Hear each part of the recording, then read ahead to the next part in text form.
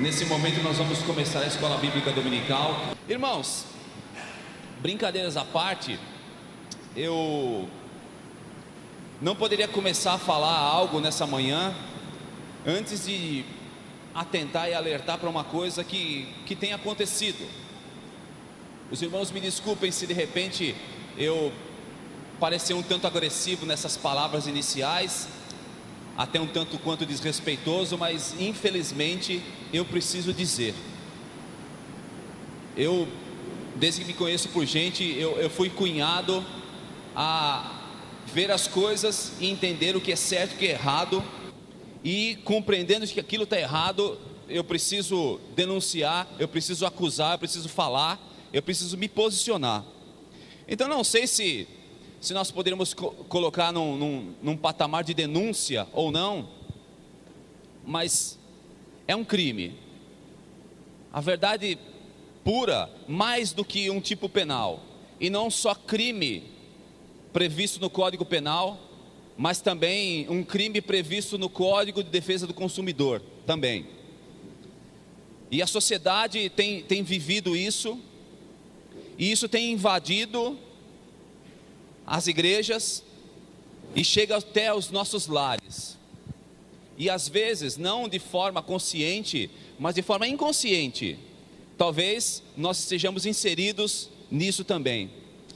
Crime de falsidade ideológica. Primeira coisa, se fazer passar por alguém que de fato não é.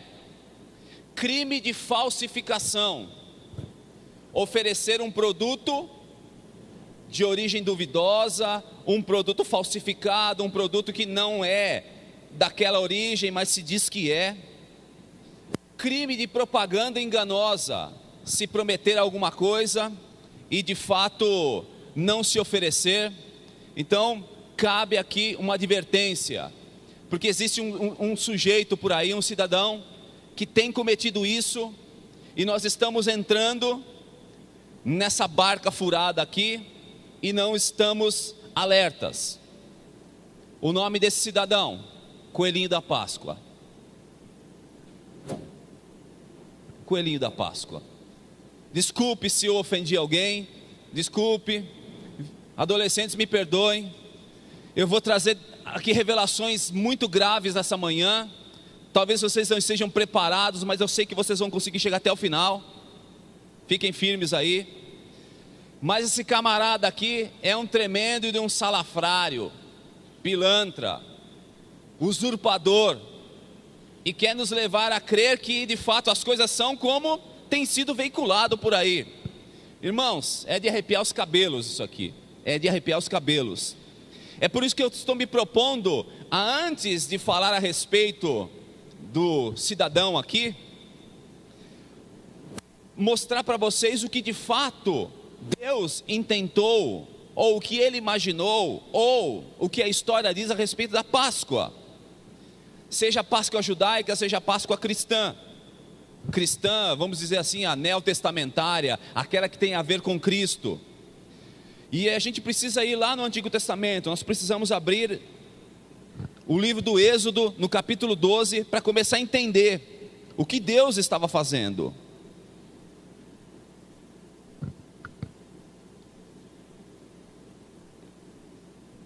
Depois, um pouquinho mais para o final, eu vou utilizar alguma legislação legal aqui, o Código de Direito Canônico, para provar também para vocês por A mais B, que mesmo aquilo que tem sido oferecido por aí, ainda está destoando da realidade. Ora, o Senhor falou, Êxodo 12, de 1 a 12, ora, o Senhor falou a Moisés e Arão na terra do Egito, dizendo: esse mês será para vós o princípio dos meses, esse vos será o primeiro dos meses do ano. Falai a toda a congregação de Israel, dizendo: ao 10º dia deste mês, tomará cada um para si um cordeiro, segundo as casas dos pais, um cordeiro para cada família. Mas se a família for pequena demais para um cordeiro, tomá-lo-á juntamente com o vizinho mais próximo de sua casa, conforme o número de almas. Espera um pouquinho, irmãos, apertei o botãozinho aqui e virou o texto. conforme o número de almas, conforme o comer de cada um, fareis a conta para o cordeiro. O cordeiro ou cabrito será sem defeito, macho de 1 ano, o qual tomareis das ovelhas ou das cabras, e o guardareis até o 14º dia desse mês. E toda a assembleia da congregação de Israel o matará à tardinha.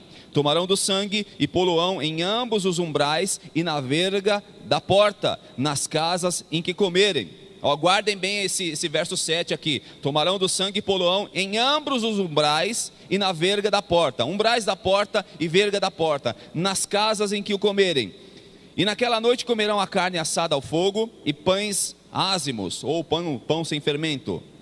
Com ervas amargosas a comerão. Não comereis dele cru, nem cozido em água, mas assado ao fogo, a sua cabeça com as suas pernas e com a sua fressura. Nada dele deixareis até pela manhã, mas o que dele ficar até pela manhã, queimá-lo-eis no fogo. Assim, pois, o comereis. Os vossos lombos cingidos, os vossos sapatos nos pés, o vosso cajado na mão, e o comereis apressadamente. Esta é a Páscoa do Senhor. Esta é a Páscoa do Senhor. Porque naquela noite passarei pela terra do Egito e ferirei todos os primogênitos na terra do Egito, tanto dos homens como dos animais, e sobre todos os deuses do Egito executarei juízos. Eu sou o Senhor.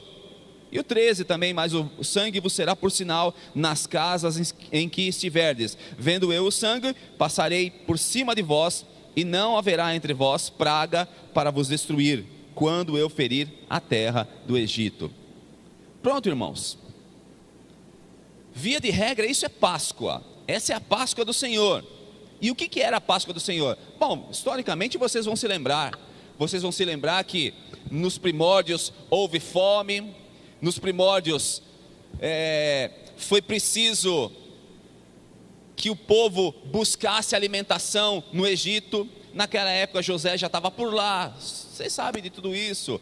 A família de José vai morar no Egito, entra uma família, depois de muitos e muitos anos a família se transforma numa nação. Essa nação aí, por medo, os faraós ali, que não eram mais da dinastia que conhecia José, por medo de que o povo se aliasse aos seus inimigos e destruísse a nação egípcia, escravizou aquele povo, via de regra assim, e lá estava o povo debaixo de uma escravidão ferrenha, clamando a Deus que se lembrasse deles e que pudesse oferecer libertação. E aí então Moisés é enviado, tem os diálogos com o faraó, as pragas são implementadas, e a última praga, a derradeira então, conhecida como a morte dos primogênitos. E isso aconteceria com todos aqueles que estivessem no Egito, seja os seres humanos, sejam os animais. O primogênito, o primeiro nascido daquela casa, seria morto. Somente não aconteceria isso na casa em que o anjo da morte chegasse e de repente ele visse marcas de sangue nos umbrais e nas vergas da porta, então nos batentes.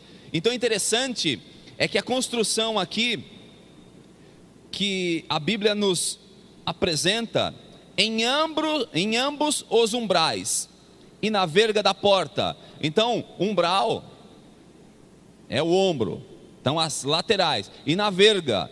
Então interessante a contextualização, ou aí a conexão que se faz: sangue de um lado, do outro.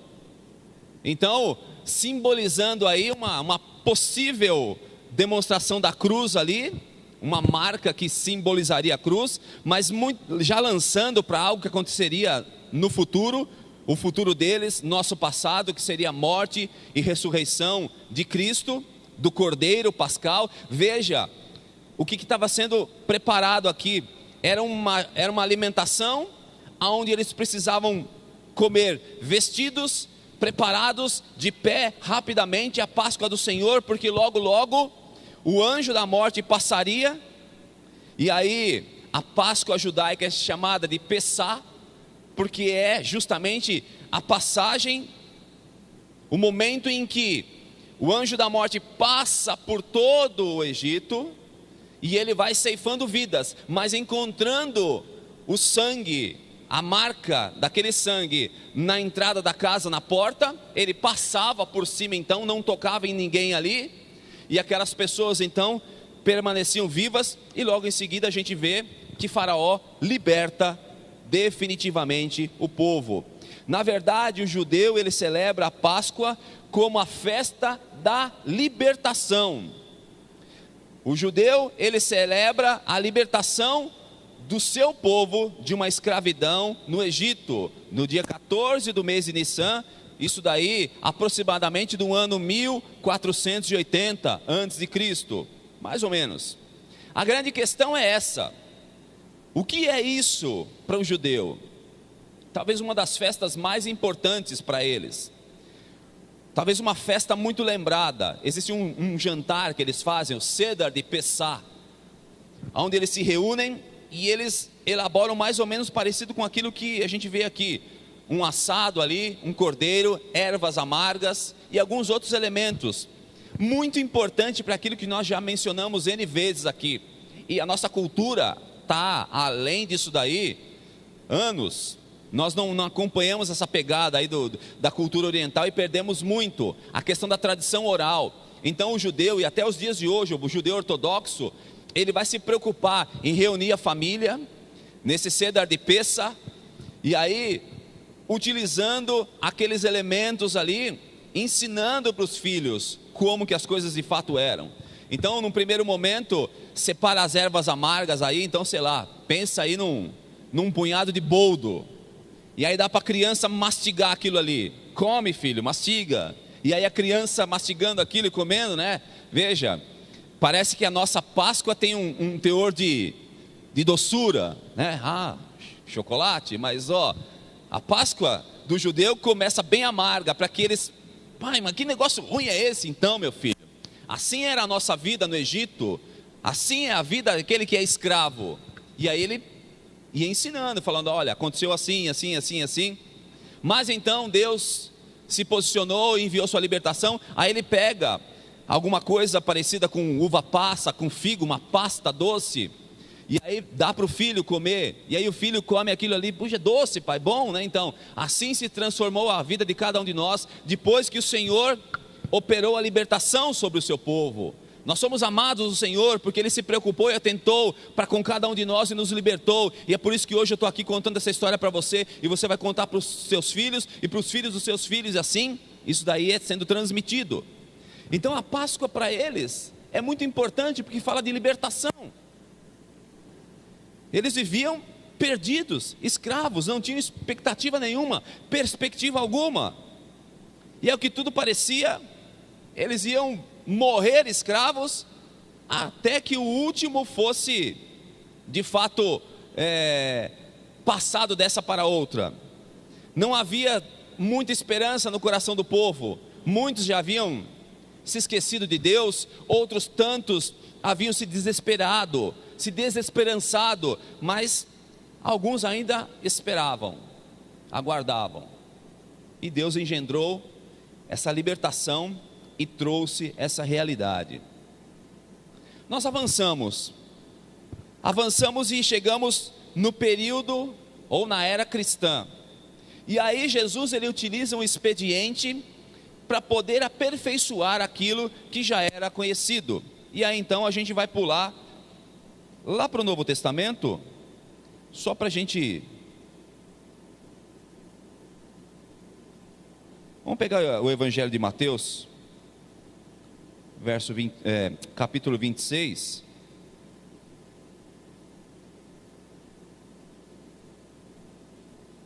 Lá no verso 17.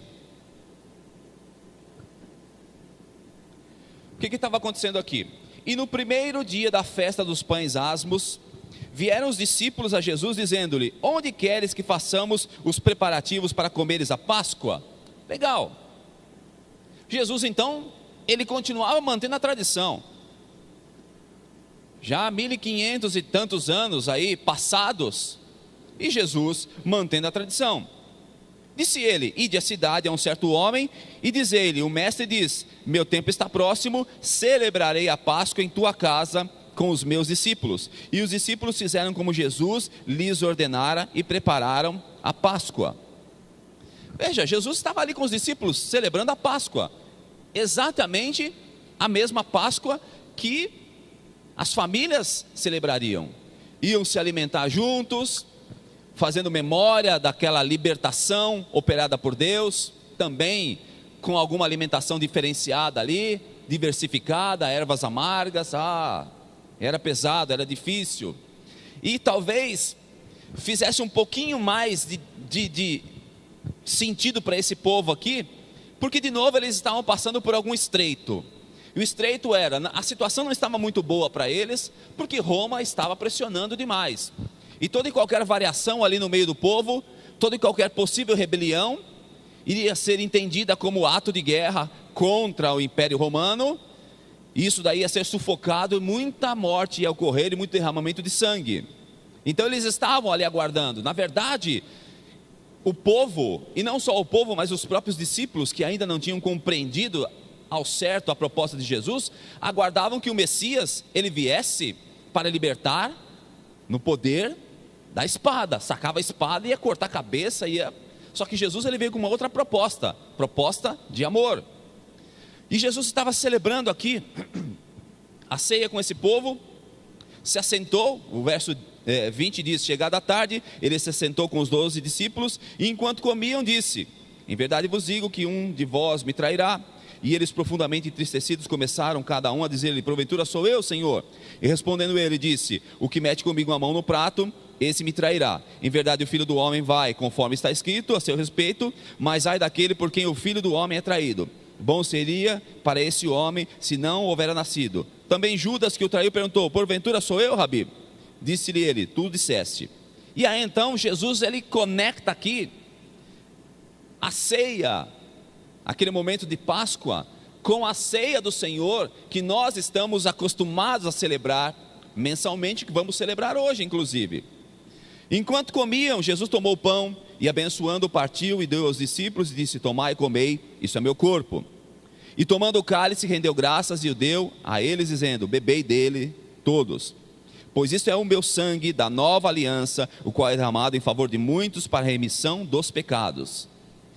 Mas digo-vos que desde agora não mais beberei desse fruto da videira, até aquele dia em que o beba novo convosco no reino de meu Pai.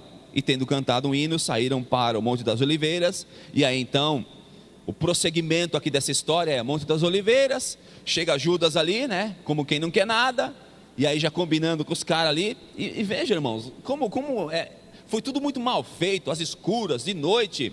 Os caras que foram prender Jesus, eles eram tão conhecedores do dito criminoso meliante, que era preciso que alguém beijasse. Aquele que eu beijar, vocês podem capturar, porque é ele. Nem os soldados conheciam, se de fato fosse um criminoso. Então aí, a gente vai caminhar aqui para o momento de prisão de Jesus, o interrogatório dele, toda aquela falsidade daquele julgamento. E aí Jesus, ele vai ser crucificado, ele é morto, depois ele ressurge para a honra e glória do nosso Senhor e para a nossa salvação.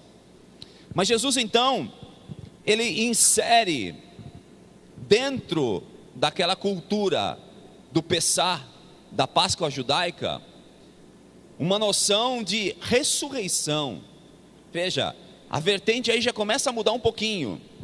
Se lá para o judeu é libertação, a gente pode dar aqui uma estreitadinha. Bom, libertação só da escravidão? Não, também poderemos entender libertação espiritual. Poderemos dizer que houve uma libertação de um império tenebroso de trevas, levando esse povo para um reino de luz, de Cristo. Tá, poderíamos dizer isso. Mas Jesus, ele começa a colocar alguns elementos aqui que vão ser um pouquinho mais palpáveis para nós. Volto a dizer, talvez nós, muito distantes da cultura oriental, não temos essa afinidade, mas agora a cultura ocidental, a cultura da ressurreição, a cultura da nova vida, a cultura do ressurgimento, então já faz sentido para cada um de nós. Então, de fato, para Jesus, muito mais do que entender que o seu povo, como o judeu que era, como hebreu que era, foi liberto das garras da escravidão, é inaugurar uma era no qual as pessoas se lembrariam da Páscoa, se lembrariam dessa festa, com esse anexo. Foi justamente aí que Jesus estava instituindo a ceia, uma ordenança para nós. Foi justamente nesse momento em que ele estaria sendo entregue, morto, mas ressuscitaria, trazendo a perspectiva e a expectativa para nós de salvação. Se isso não tivesse acontecido dessa forma, nós não teríamos sentido algum de estar aqui reunidos. Seria meramente uma festa, um clube ou alguma coisa parecida com isso. Irmãos, quando pensamos em Páscoa cristã, pensamos justamente nisso: morte, mas principalmente ressurreição. E veja, até esse exato momento, eu não falei de nenhum elemento escuso. Não tem coelhinho aqui, não tem ovinho, nem chocolate tem. Mas os caras, eles insistem. Irmãos, o problema é, a tradição de um povo oriental é diferente da nossa tradição. A tradição do povo oriental é a seguinte: ele ouve e ele vai inquirir a respeito daquilo que ele está ouvindo. E isso acontece até os dias de hoje. Lá em Guaratuba, o pastor Jonathan, ele nos contava da dificuldade. Vai fazer um discipulado ali, está discipulando o camaradinho ali há 9 anos. E às vezes a gente pensa aqui que num discipulado de 3, 6 meses, pronto, discipulou. Porque os caras, eles querem que você prove para eles por A mais B como que as coisas funcionam. Eles vão inquirir. E muitas vezes ele vai falar assim para você: bom, isso, mais ou menos assim, né? Isso parece bom para você. Isso que você está me contando parece muito bom para você, mas para mim não tem sentido nenhum. Não vejo relação, me explica melhor. E aí tem que descer as minúcias. Então a grande questão é entender isso. Para eles, se você contar alguma coisa, se você implementar algo que seja tradicional, a tradição para eles, eles vão querer saber, conhecer, e uma vez que ele está convicto, ele vai transmitir aquilo. Já o povo ocidental, e principalmente o ocidental latino, somos nós, muitas vezes a tradição chega até nós e a gente recebe aquilo, mas não questiona. De onde que vem esse negócio aí? De onde que vem?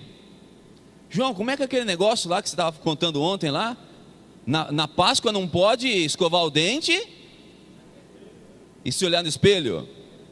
Então, não pode varrer a casa. Veja só, os antigos diziam que na sexta-feira santa, então você não podia escovar dente, você não podia olhar no espelho nem varrer a casa. Tá.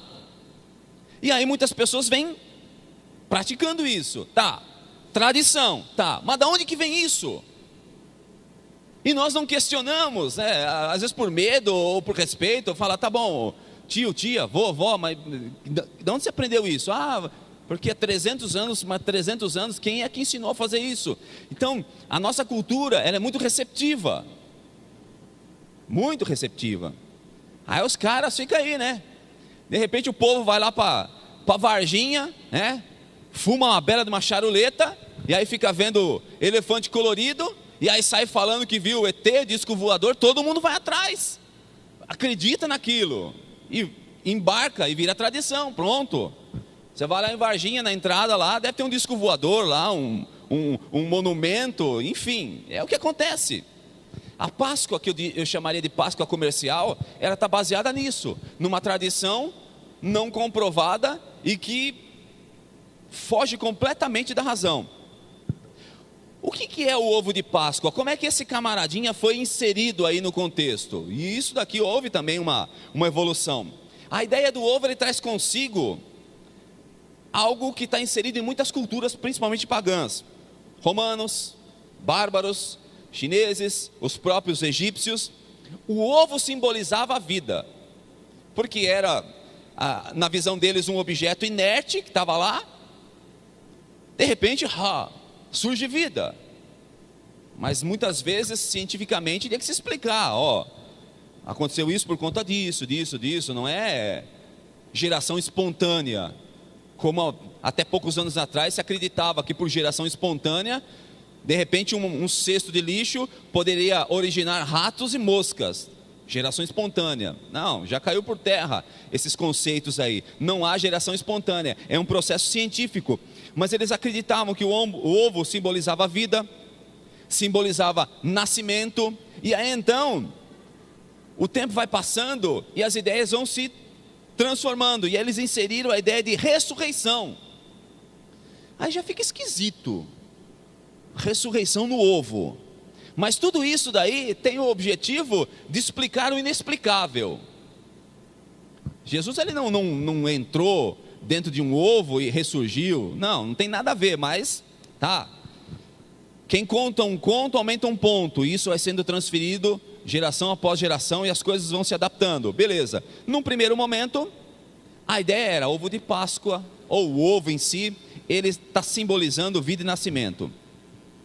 Na verdade, a Páscoa cristã, isso que o Senhor Jesus estava mostrando aqui, era celebrado na Europa, na primavera. Lá quando era celebrado, acontecia na primavera.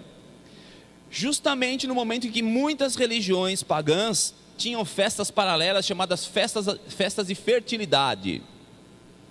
Então, nessas ditas festas, eles utilizavam então o símbolo da vida, do nascimento, da ressurreição, da fertilização e da fertilidade, o ovo.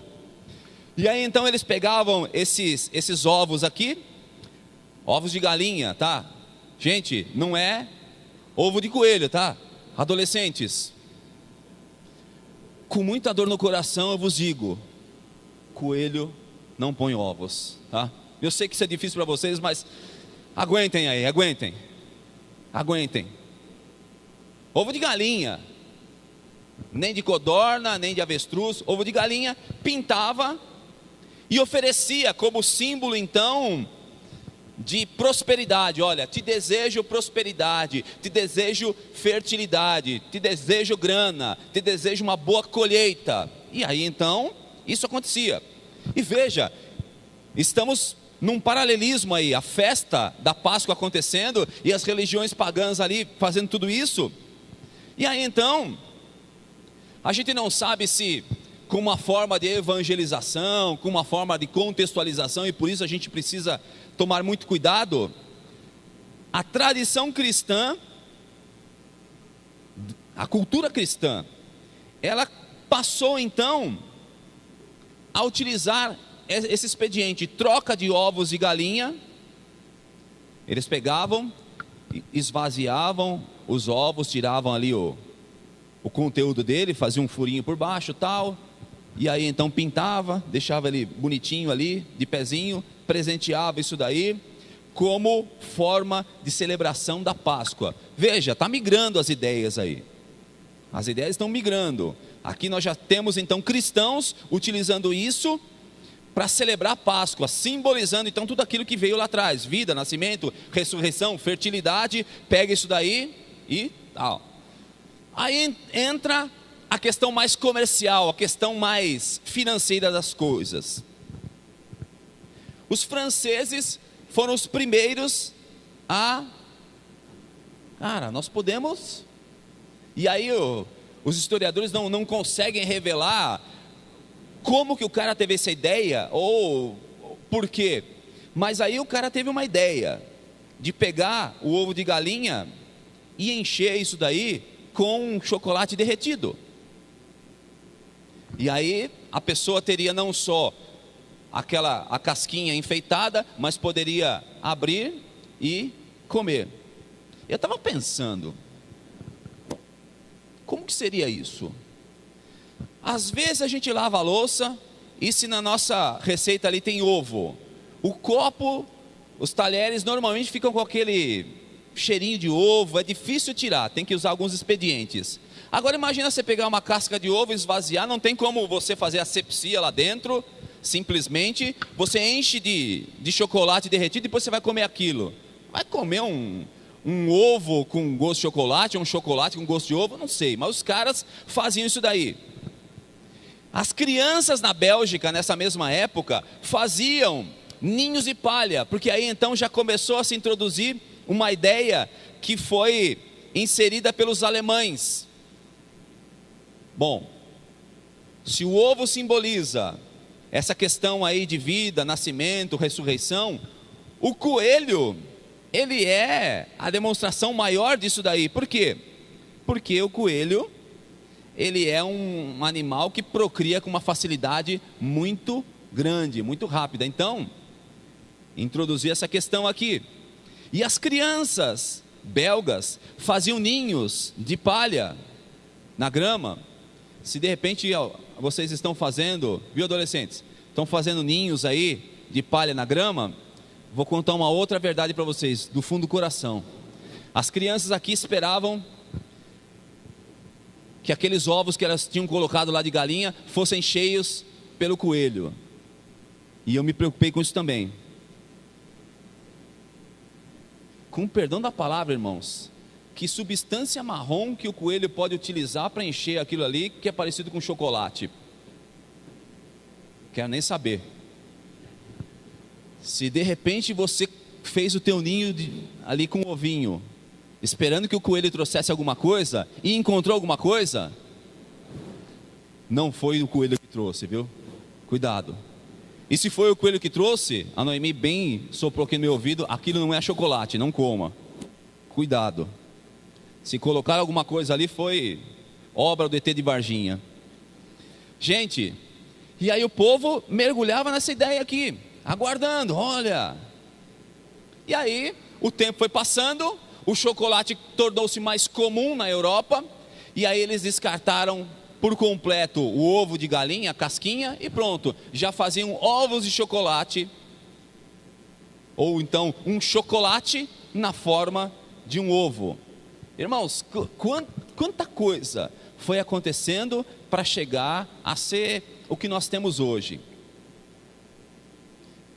Um símbolo de fertilidade, de vida, de ressurreição, um animal associado à Páscoa, porque se reproduz rapidamente, e tudo isso daí destoando. Não temos a figura, por exemplo, aí do cordeiro pascal, nem daquele que foi assado ali no Antigo Testamento, nem da própria figura de Jesus, que foi entregue como cordeiro mudo, sem pecado, sem mácula, sem mancha, sem defeito, para morrer por cada um de nós. Disso não se menciona nada, nem uma mençãozinha que seja. Coelho, ovo, beleza, tá bom.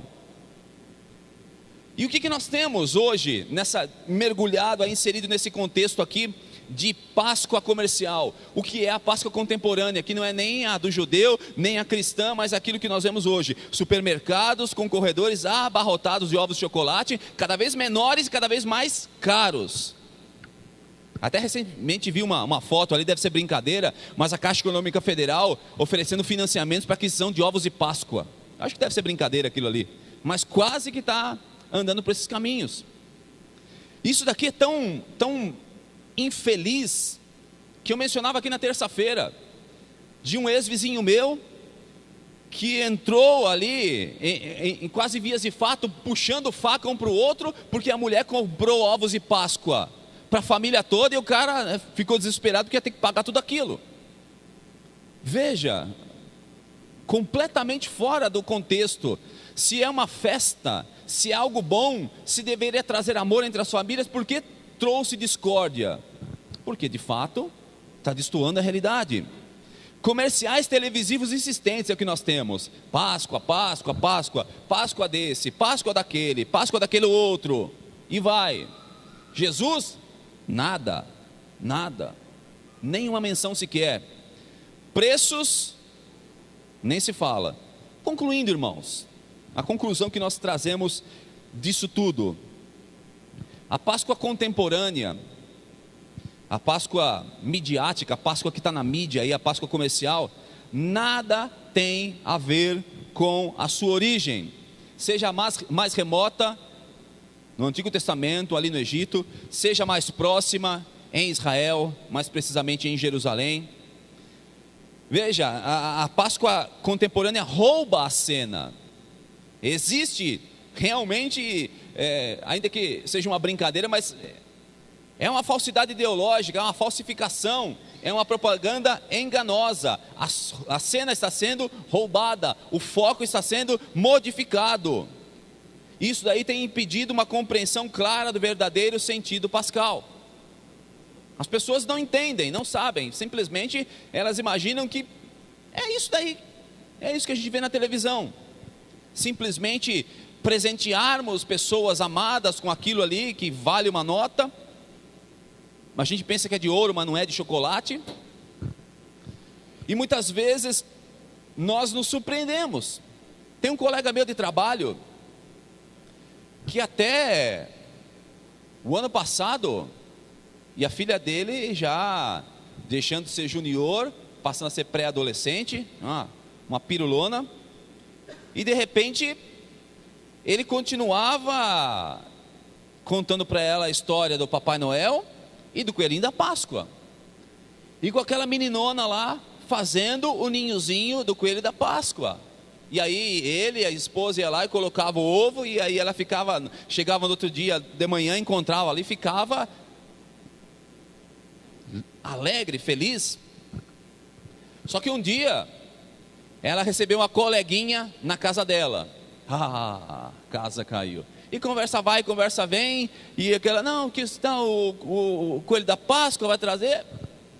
O quê? Coelho da Páscoa? Deixa de ser boba, menina, é teu pai e tua mãe que traz aí. Pronto, a menina.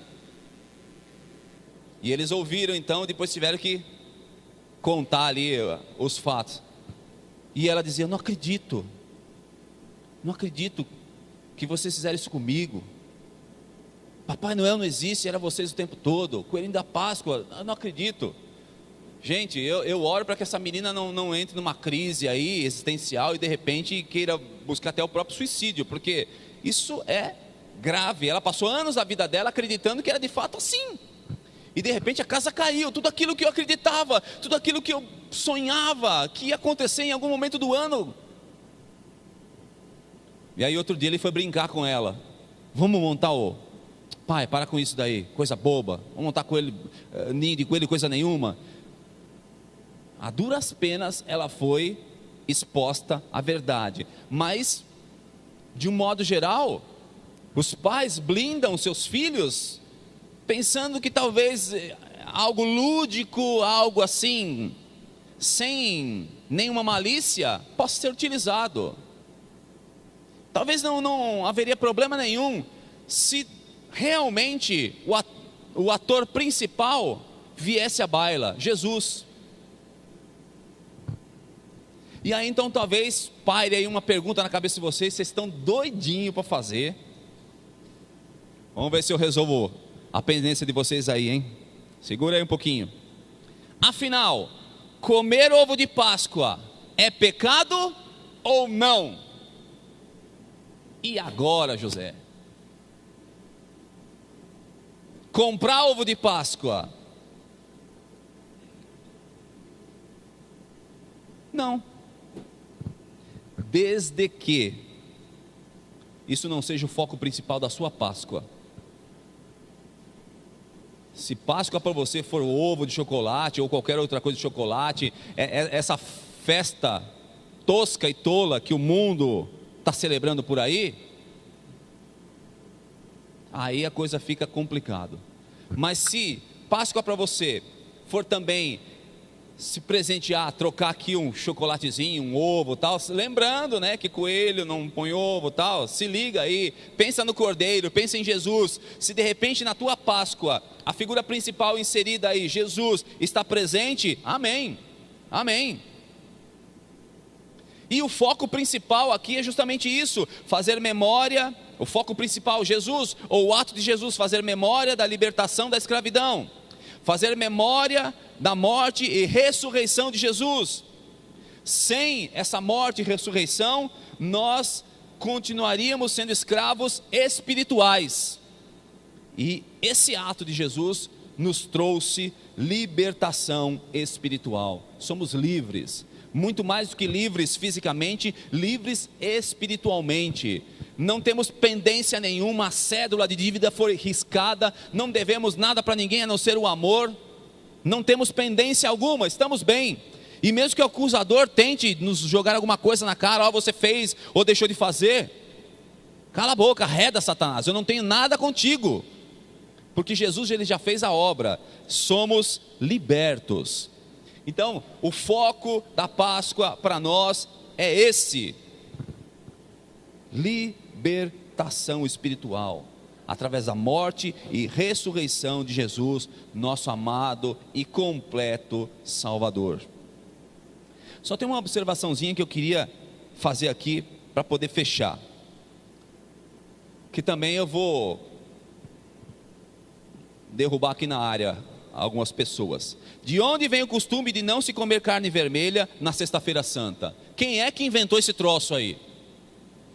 Porque todo mundo aí deve ficar nos bacalhau da vida. E aí eu vou dizer para você, seja bacalhau, seja sardinha, lambari, seja lá o que for, ó, estão te enganando e você nem sabe. Por quê? Segundo o Código de Direito Canônico, Cânon 1251, que é o Código de Direito Canônico? Conjunto de regras, conjunto de normas jurídicas canônicas da Igreja Católica, que regem o funcionamento da Igreja Católica Apostólica Romana, e a sua escrita, a sua ordenação foi iniciada no ano 500 depois de Cristo. Hoje tem 488 páginas de legislação, e lá diz, no cânon 1256, que a abstinência de carne nesse dia é uma questão de penitência. Sexta-feira, principalmente sexta-feira, abster-se de carne é uma questão de penitência para todo católico praticante. Então, jejuar, orar e meditar na palavra. Os irmãos percebem que eu disse aqui na letra da lei abstinência de carne, e que eu não dei a cor dela? E pelo que eu entenda, peixe continua sendo carne, exatamente isso. A determinação deles aqui é maior ainda do que nós imaginamos. Todo católico, baseado nesse código, deveria, a cada sexta-feira do ano, se abster de todo e qualquer tipo de carne, para jejum, meditação, oração, ou seja, é aquilo que nós fazemos em vários momentos da nossa vida.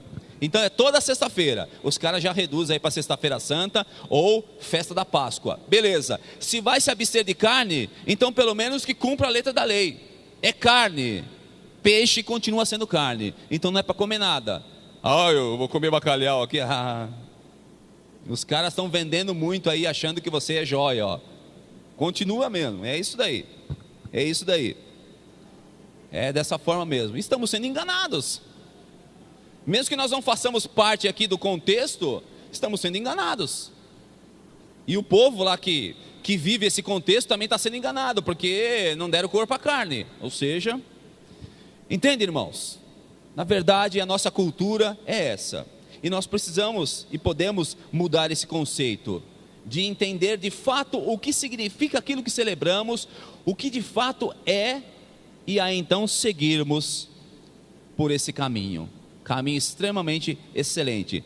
Espero não ter escandalizado muitos de vocês, espero não ter aí tirado os sonhos de muitas crianças, jovens, adolescentes e adultos também, né? De repente tem algum adulto aqui que ficava esperando que o coelhinho da Páscoa trouxesse o ovo. Gente, não tem, tá? A casa caiu, infelizmente, mas a casa caiu, mas Jesus ressurgiu, que para nós é importantíssimo.